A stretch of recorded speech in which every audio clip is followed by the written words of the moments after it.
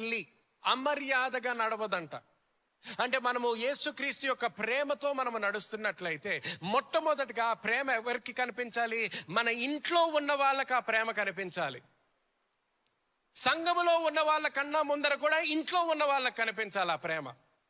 నీ భార్యకి కనిపించాలి ఆ ప్రేమ, నీ భర్తకి కనిపించాలి ఆ ప్రేమ, నీ పిల్లలకి కనిపించాలి ఆ ప్రేమ, నీ తల్లిదండ్రులకి కనిపించాలి ఆ ప్రేమ, వాళ్ళకి ఆ ప్రేమ కనిపించాలి. సో వాళ్ళ సంఘంలో ఉన్నప్పుడు నువ్వు వేరే వాళ్ళతో మాట్లాడుతున్నప్పుడు అయ్యి బాబు ఇక్కడ చూడు ఎలా మాట్లాడుతున్నాడో అనుకోకూడదు.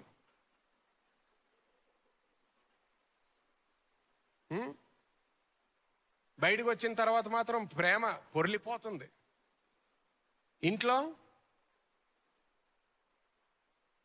నీ ప్రేమ ఇంట్లో మొట్టమొదటిగా కనిపించాలి, ఇంట్లో ఉన్న వాళ్ళకి కనిపించాలి. వాళ్ళు నీ ప్రేమ, క్రీస్తు యొక్క ప్రేమ నీ ద్వారా వాళ్ళు అనుభవించాలి. అక్కడ అనుభవించిన తర్వాత బయట వాళ్ళకి కూడా అనుభవించాలి. హల్లెలూయా. బయట వాళ్ళకి కూడా అనుభవించాలి. చూడండి, ఇక్కడ మర్యాద గురించి మాట్లాడుతున్నప్పుడు ఈ మధ్యన నాకు అంటే ఒక్కొక్కసారి యవనస్తులకి ఇప్పుడు నేను సింపుల్ బేసిక్ మేనర్స్ నేర్పించాల్సి వస్తుంది. ఒక్కొక్కసారి మార్నింగ్ ఎవరినైనా కలుసుకున్నప్పుడు praise the lord, good morning, good afternoon అవి కూడా నేర్పించాల్సి వస్తుంది. ఒక్కొక్కసారి మర్యాద, పెద్దవాళ్ళు వచ్చినప్పుడు లేచి నుంచోవాలి. పెద్దవాళ్ళు వచ్చినప్పుడు వాళ్ళు నుంచుంటుంటే నువ్వు కూర్చి ఉంటే నీ కుర్చీ వాళ్ళకి ఇవ్వాలి. నువ్వు లేచి నుంచోవచ్చు, వాళ్ళకి కుర్చీ ఇయ్యి.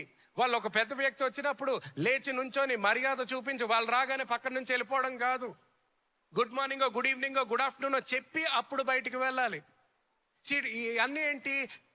ఈ మర్యాదలు పాటించాలి అంటున్నాడు. ఎందుకు? దేవుని యొక్క when it comes to the character of a man or woman of God, మరి దైవజనుల యొక్క, దేవుని పిల్లల యొక్క గుణ లక్షణాలు వచ్చినప్పుడు this is involved in the character of a Christian. ఒక క్రైస్తవ గుణ లక్షణాల్లో ఇది ఇమిడి ఉన్నది. సో ఒకళ్ళు నిన్ను చూసినప్పుడు, నీ ఆఫీస్ లో చూసినప్పుడు, ఎక్కడైనా చూసినప్పుడు అరే వ్యక్తి అందరిలాగా ప్రవర్తించడు అనేది కనిపించాలి.